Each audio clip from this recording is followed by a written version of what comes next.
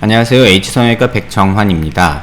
오늘 설명드릴 내용은 해외에 계신 분이 제게 CT 파일을 보내주셔서 본인의 상태에 대해서 조금 질문을 주셨고요. 수술 계획이나 정확한 진단을 의뢰해 주신 내용에 대해서 설명드리겠습니다. 본인이 무턱이냐 아니면 하악외소증이냐 또 비대칭은 교정이 되느냐 어떤 이런 내용들을 질문을 주셨는데요. 정면에서 보시면 얼굴의 이 중심 라인이 약간 하악에서 약간 우측으로 편향된 모습을 볼 수 있습니다. 그래서 아랫이빨의 중심 라인이 여기고요. 위턱의 중심 라인이 여기인데 이 미드라인이 안 맞는 이런 모습을 보여서 오른쪽으로 턱이 약간 돌아간 모습을 보입니다. 이러한 분들에 있어서 비대칭을 판단할 때 꼭 확인을 해야 되는 부분이 이렇게 두개골의 모습인데요.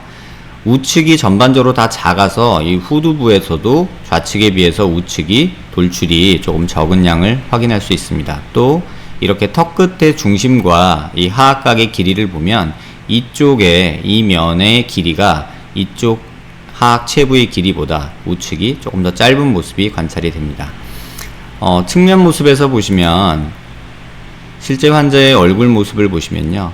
코끝하고 아랫입술을 연결한 선이 연장선이 이렇게 있을 때 턱끝이 한 요 정도까지 나왔을 때 비율이 좋다고 저희가 말을 하는데 지금 환자는 턱 끝에 돌출량이 적어서 약간 턱이 없는 이런 무턱의 양상을 보이게 됩니다.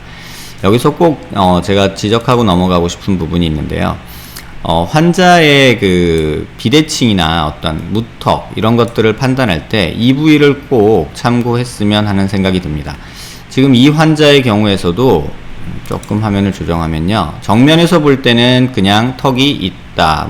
조금 돌출량이 적구나. 또 이 부분이 조금 꺼져 보이네. 짧네. 요 정도만 느낌이 보이지만 약간 고개를 숙여서 보면 턱이 돌출된 양이 적음에도 불구하고 이쪽 부위에는 약간 오목하게 꺼져 있는 모습이 관찰이 됩니다. 이 상황에서 턱에 보형물을 넣어서 턱끝만 전진이 이루어진다거나 또는 자각골 전진술을 시행해서 턱끝에만 전진이 이렇게 이루어지게 되면 이쪽 부위, 다시 말하면 이쪽 부위도 마찬가지고요.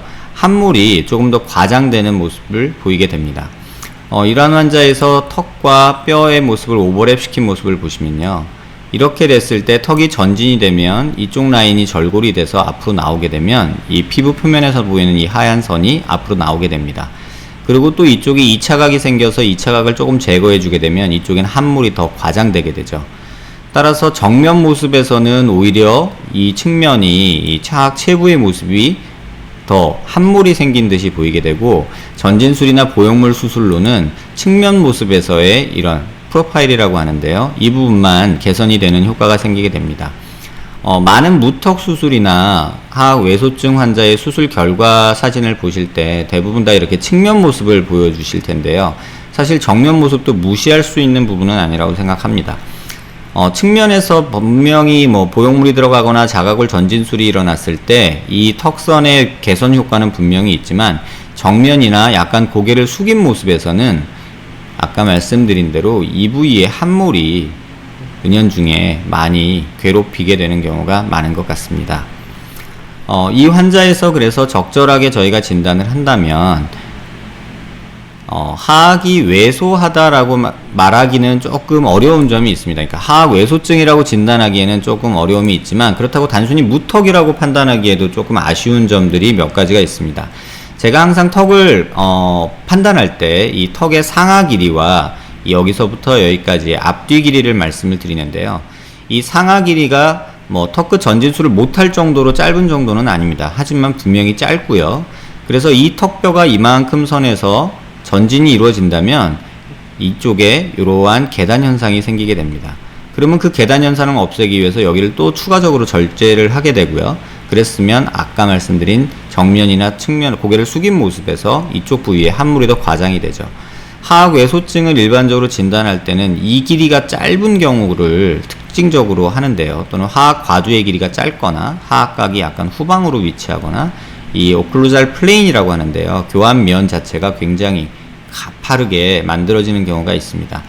이 환자도 그냥 단순히 무턱이라고 진단하기엔 뭔가 좀 부족하고 또 하악 외소증이라고 하기에는 하악각이 이 길이가 어느 정도 있어서 조금 애매하지만 치료는 하악 외소증에 준해서 약간 이 하악각 부분을 좀 채워주고 그 다음에 전진을 만드는 그런 방법으로 수술을 진행하는 것이 좀 더 좋지 않을까 합니다.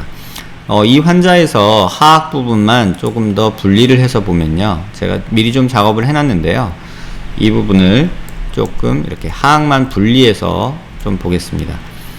이렇게 하악만 분리한 모습에서 보시면 양측이 앞서 말씀드린 대로 이쪽에 길이가 짧습니다. 이쪽 길이가 짧다 보니 턱 끝은 오른쪽으로 돌아가게 되고요.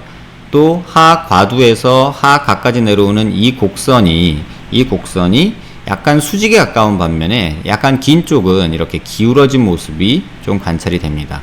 또 비대칭이 있기 때문에 두개골 밑에 저부부터 두개골 저부라고 하는 두개골 바닥뼈 그쪽의 높이도 다르기 때문에 정확히 보시면 이 하악 과두의 높이가 이쪽이 오른쪽이 왼쪽보다 조금 낮은 모습이 관찰이 됩니다. 그래서 이걸 잘 겹쳐보면요, 하악 과두만 이런 식으로 조금 뼈를 좀 잘 보면요, 이런 식으로 하악 과두 높이로 이렇게 맞춰보면 뼈 자체의 길이 자체는 크게 차이가 없다라고 말할 수 있습니다. 하지만 실질적인 모습에서는 이 환자는 이런 식으로 있게 됩니다. 그래서 오히려 측면이나 이런 데서 봤을 때 오른쪽에 하악각이 조금 더 돌출돼 보이는 현상이 생기고요. 그런 모습들을 이 하악만 분리한 모습에서 확인을 할 수 있습니다. 그래서 이쪽이 짧아지다 보니 수직으로 떨어지고 이 길이가 짧아지고 턱 끝은 이쪽으로 돌아가게 되고 이쪽은 짧아지면 두꺼워지는 성질이 있기 때문에 여기가 두꺼워지면서 밑으로 조금 더 나온 모습이 관찰이 됩니다. 이러한 모습까지 고려해서 수술 계획은 이쪽 면에 뼈 볼륨을 조금 더 주고요. 그러면서 전진이 이루어지고 제일 중요한 이 부위에 이 면에 이 각도에서의 이 하악 바디의 체부의 이 볼륨이 어느 정도 만들어지면서 전진이 돼야지 이 앞부분에서 조금 보형물로 이렇게 나온다던가 전진술을 시행해서 이 부분만 나오고 여기가 더 꺼지게 만드는 그런 수술은 수술 후에 측면 모습은 좋아지지만 정면이나 어떤 고개를 약간 숙인 모습에서는 좀 아쉬운 모습이 나타날 수 있다고 생각이 됩니다. 그래서 이러한 환자들은 수술을 계획함에 있어서 정확하게 무턱이냐 아니면 하악 외소증이냐 정확히 진단을 하는 것이 필요하고요. 그러한 정확한 진단 아래 수술을 계획하면 보다 좀 미용적으로 우수한 결과를 만들 수 있다고 생각이 됩니다.